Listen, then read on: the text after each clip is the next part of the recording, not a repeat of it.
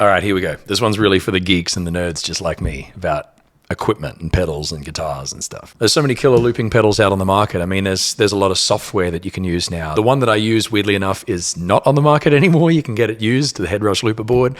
Why do I use it? To explain that, you either know or need to understand. Changing the Loopstation is huge. The Loopstation is the centerpiece of my entire pedal board, workflow, structure, everything. It is the whole brains behind my deal, right? If I swap out a looper, I'm changing the entire flow. That's something that you couldn't do lightly. And in fact, it was only because of 2020 that I was able to kind of seamlessly go from the Boss RC300.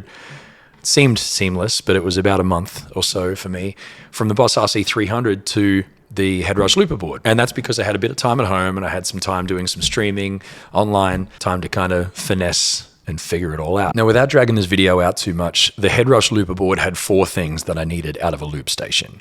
Number 1, it had to have a very similar workflow to the RC300, which that wasn't a huge deal, but that was a main selling point for me for the Headrush. It had the start all, stop all button, top left, which I was used to, and it basically had a very similar layout. Instead of start, record next to each other, it was just on top. So that was a pretty easily workaroundable words thing. It had to have 3 or more tracks. Now, I'm not going to lie, I didn't think I needed any more than 3 tracks, and I don't think most people do, but having the 4th track was a complete game changer. I really can't see myself needing more than 4 tracks because loops will get very, very, very complicated unless I have some pre-recorded stuff. But 4 tracks is plenty for me. Number 3, it had to have multiple ins and outs, and that is incredible. It has 4 inputs and it has 4 outputs, not including the headphone out, which you can actually stereo mix that. So that's technically 6 outputs.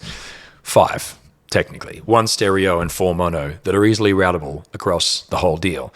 Very, very handy in a Loopstation. The 4th must-have was a high-level output quality and some effects built in. Obviously, the Headrush ticked all of those boxes, and I kind of went down there. To be honest, at the time, I really wanted to stay with Boss because I had been using products from that company for a very long time, and I was still am in love with the RC300. And I kind of hit up as many contacts as I had within the Boss and Roland company to say, hey, is anything coming out soon?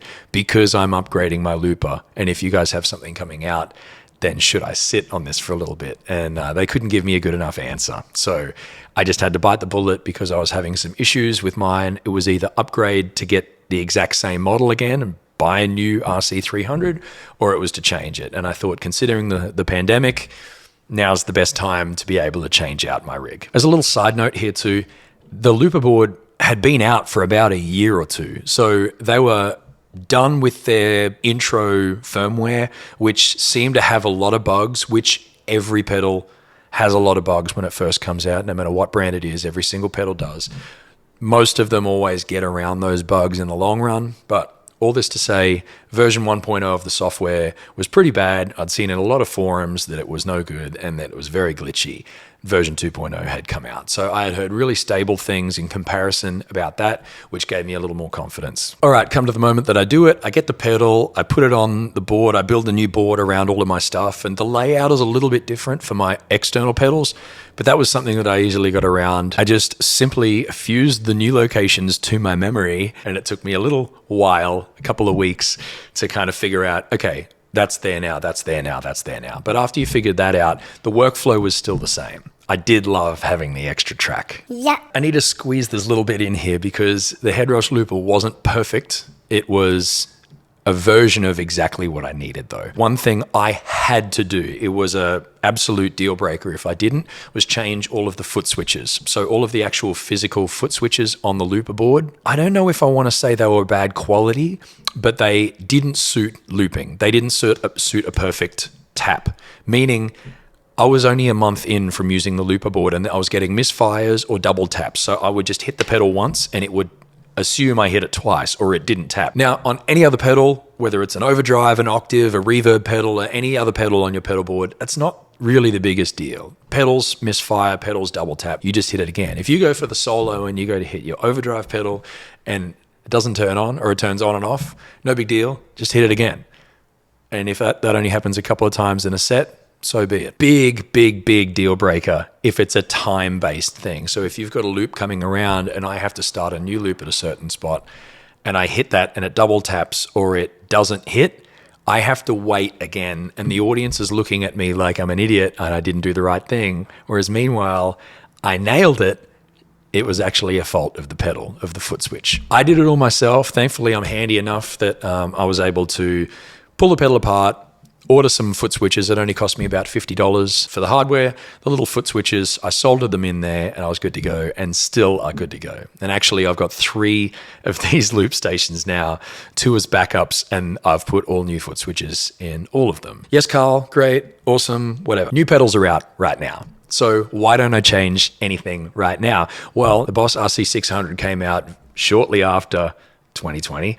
And then the Shure Looper X came out about a year ago. And then there's always been software-based stuff like Loopy Pro or Quantiloop, which are amazing, by the way. But you just basically need to build your MIDI controller or configure something with an interface to be able to use those. Again, not a big deal, but very strong contenders on the market. There's also things like the Ableton looping launchpads. Rounding back on this, let me roll through these other pedals and kind of give you a couple of reasons why I haven't jumped ship yet. The Shure Looper X. Yes, some of you might have seen me do some collaborations with that team. Fantastic team, new company. The pedal itself, for me, is a completely different workflow. Even though the size and the screen are the same, the ins and outs are the same, the UI is probably better. The problem is the layout, the mute-based layout for me. And the way that Ed loops and the way that some of you loop, it perfectly suits. But the way I loop, it does not, unfortunately, because I can't do things like have everything stopped and just start track 3. There's no way for me to do that. The only way for me to do that is to stop everything, go in and mute track 1, 2, and 4, and then hit all start. See what I mean? So I would have to completely change the way that I loop, which I'm not prepared to do because the Headrush is still working perfectly fine for my shows. It'd be different if they were all broken and I couldn't get my hands on it, then I would have to adapt. That, along with the effects on the inputs, or the non-effects on the inputs for the Shure Looper, are main deal breakers for me yet until they end up doing that. That could be a possible option that I end up switching to at some point. Now, rolling on to the Boss RC600, fantastic option. It would actually save a couple of problems for me in terms of the weight and the size. It also has 6 tracks, but one thing I'm not a huge fan of is the 2 banks of 3. I know you can get around a lot of that because the pedals are fully customizable, meaning the foot switches are, which is really good. Boss pedals have been around for a very long time. Their product team is great. Their software will end up, I mean, it's a newer pedal, so it's still a little buggy like all the rest, but it's always going to get better because that is a very established brand that have been around for a long time. Its ins and outs are great. One thing that I've come to actually love on the Headrush is having that visual, that big like LED screen with the tracks and stuff going across, which leads me on to the Quantiloop and Loopy Pro. I mean, you can have as big a screen as you like. You can have an iPad or an actual video monitor and stuff because it's software based. The one downfall for that is that would be a significant equipment change. I would need to do like a big chassis, a big cartridge with a MIDI controller. Somebody to check out is Adam Searan, Searan, Searan. He is wonderful. He's a wonderful dude, a tech nerd just like me and you, and he builds out these like arcade-looking controllers that connect to Quantiloop and stuff. But anyway, I would need to do something like that, and I would also need to get an audio interface that has enough inputs and outputs for me to be able to run all of my tracks out like I currently do. That's quite an investment when you consider I need an iPad, we need to build this controller, and I need to get an interface. That's quite an investment, which I would be prepared to do if I didn't already have everything I really need with the layout that I want in the Headrush Looperboard right there. So that would be a sidestep into something that could be more futuristic and more future-proof, I guess. But right now I have everything I want just as a standalone unit. All right, I realized that was a lot. Thanks for hanging in there. Thanks to anybody who's listening to this kind of stuff. I don't do videos like this very lightly or often at all because Quite frankly, it probably hurts my algorithm. I'm really trying to push my original music. But please let me know if you have any questions. I'd love to try and answer them for you, but at least I can give you my perspective on why I'm doing things the way that I'm doing. And hopefully that helps influence your decision. Thank you. Please like, subscribe, notification bell on. I don't know what else to say. I love you guys. Peace out.